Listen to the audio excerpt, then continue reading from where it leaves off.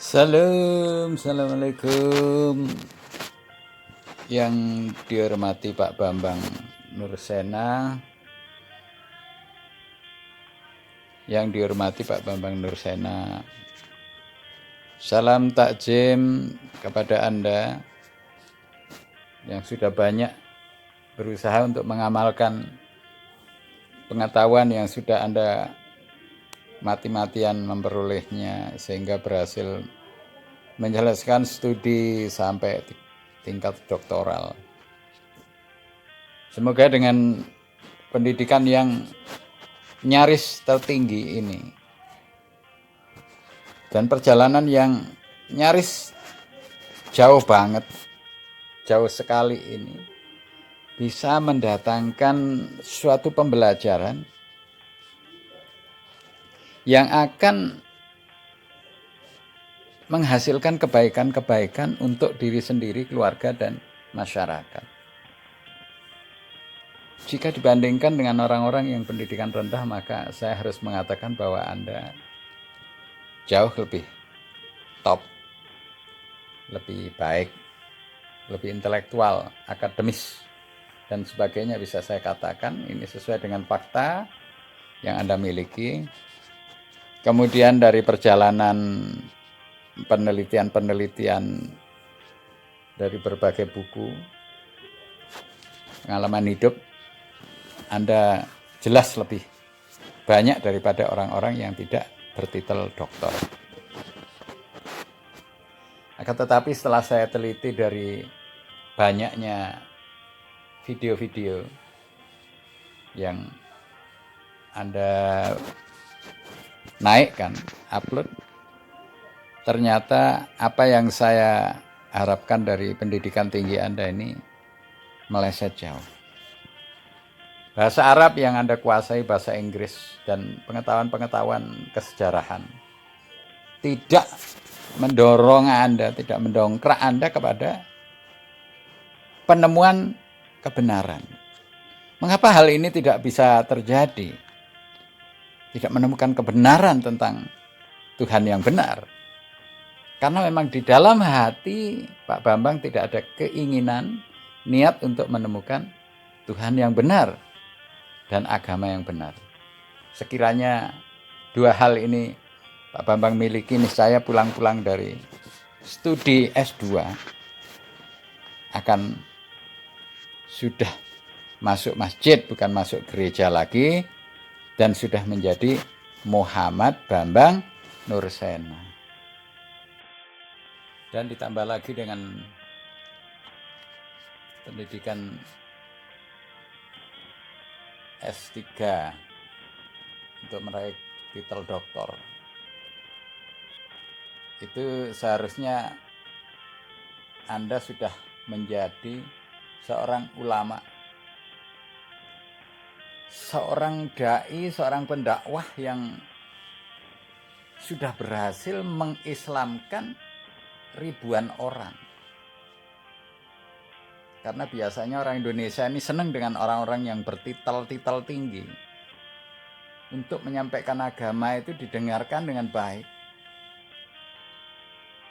Jika dibandingkan dengan orang-orang yang titelnya rendah-rendah. Maklum, karena memang bangsa Indonesia ini bangsa yang kebiasaan suka dengan titel-titel. Titel kebangsaan, titel jabatan, titel pendidikan, bahkan titel-titel panggilan. Inilah bangsa Indonesia. Nah, maka semoga dengan video kasih sayang yang berisi dengan peringatan-peringatan yang mana Pak Bambang saya sangat harapkan untuk bisa merenungkan, kemudian memikirkan dan meneliti lagi gambar yang hari ini tetap menjadi Tuhan yang disembah-sembah, dipuja-puja di gereja. Dipandang dengan baik foto orang yang disalibkan itu, berdarah-darah dengan paku di tangan kanan, tangan kiri, kemudian kakinya yang bersilangan dipaku. Itu dipandang. Teliti kembali sampai kalau perlu bertanya sedekat-dekatnya, apakah ini Tuhan yang mengorbankan dirinya untuk menebus dosa-dosa manusia, sementara orang-orang terdahulu itu tidak ditebus dosanya. Kalau melakukan dosa-dosa, melawan-lawan para nabi dan rasul Allah, dibinasakan seperti umatnya Nabi Nuh, umatnya Nabi Lot. Banjir yang menghancurkan, membinasakan mereka dengan seluruh harta mereka dan keluarga mereka.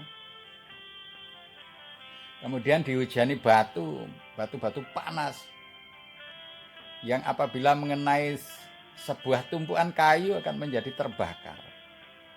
Terbakar rumah-rumah mereka, bahkan orang-orangnya terbakar. Umatnya Nabi Lot. Nabi Adam sendiri, manusia kesayangan yang pertama kali diciptakan oleh Allah. Berbuat dosa itu ditendang dari surga.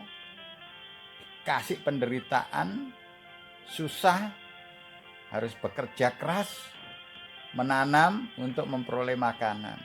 Ketika di surga enak-enak tinggal batin, datang makanan. Batin minuman apa saja, datang apa yang dibatin. Sesuai dengan hati. Jadi di program surga itu sesuai dengan hati. Sudah enak-enak di surga, dilarang mendekati pohon, akhirnya bukan hanya mendekati karena bisik rayu dari iblis beserta istrinya. Maka buah itu, pohon buah itu justru didekati, dipetik buahnya dan dimakan beramai-ramai bersama istrinya.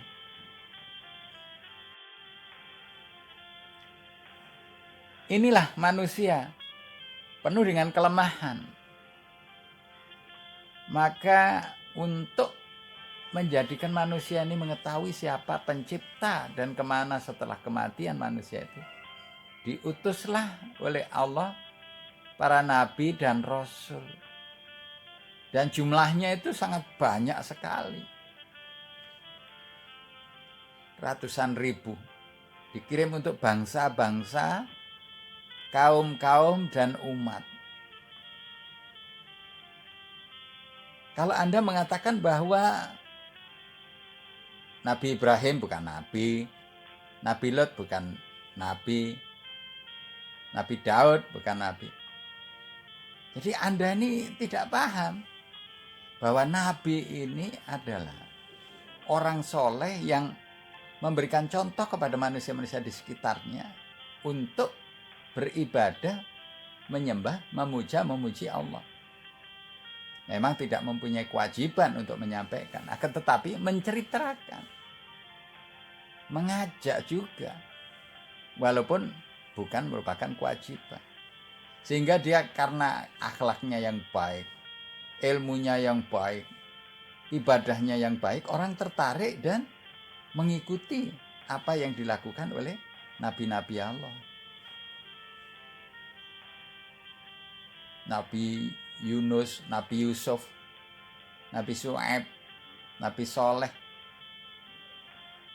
Banyak para nabi. Diberitakan memang hanya sekitar 25 nabi dan rasul. Rasul adalah nabi yang diberikan wahyu Alkitab, yang sesuai dengan zamannya. Nah, ini dia. Nabi Muhammad diutus untuk semua manusia, semua bangsa. Bukan untuk bangsa Israel. Karena bangsa Israel itu sudah habis. Dikirimkan nabi terakhir yakni Nabi Isa alaihissalam. Maka jangan sampai Anda menekuni, menetapi kesesatan dan kesalahan. Kemudian mencari-cari kesalahan dalam Islam, kesalahan dalam Al-Quran, kesalahan dalam diri Nabi Muhammad. Bahkan ada orang yang mencari kesalahan Allah. Ini orang gila. Orang gila yang tidak sadar dengan kegilaannya. Kemudian Anda mengatakan bahwa Tuhan itu mati disalib. Ini juga orang gila. Bagi yang maha suci, maha tinggi, maha kuasa kok dikatakan mati disiksa oleh tentara Romawi untuk menebus dosa.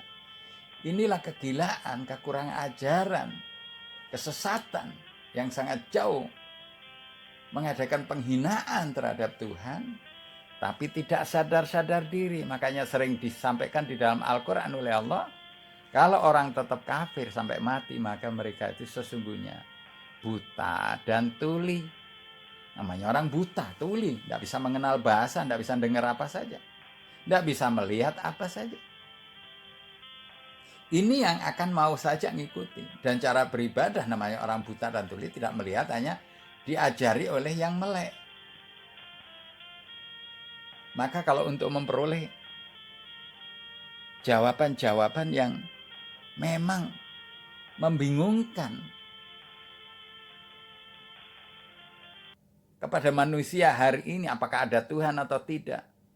Tuhan itu siapa? Yesus itu siapa? Tuhan atau bukan? Hanya dengan membaca Al-Quran, karena Anda walaupun disampaikan dari Alkitab Anda tidak mau menerima, Al-Quranlah yang menjadi kitab yang menghakimi semua agama-agama di dunia. Inna dina indallahil Islam. Tidak ada agama di sisi Allah yang diterima oleh Allah kecuali agama Islam. Memang agama Islam ini menjadi kesempurnaan nikmat. Kenapa? Kita itu sholat nikmat, puasa nikmat, berhaji nikmat, bantu orang nikmat, berkorban, motong sapi, motong onta, motong kambing nikmat.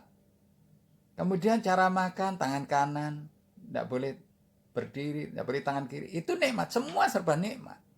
Kemudian hidup yang tidak dalam ketelanjangan dan kebodohan atau kegelapan, yang selalu dipimpin dengan cahaya ilahi, cahaya Allah.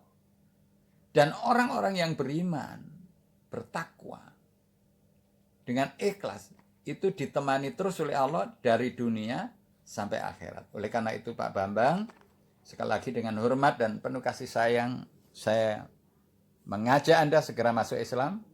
Kalau Anda ingin diskusi dengan saya, bisa dikontak saya, nomor telepon 085955 307 560. Saya siap sedia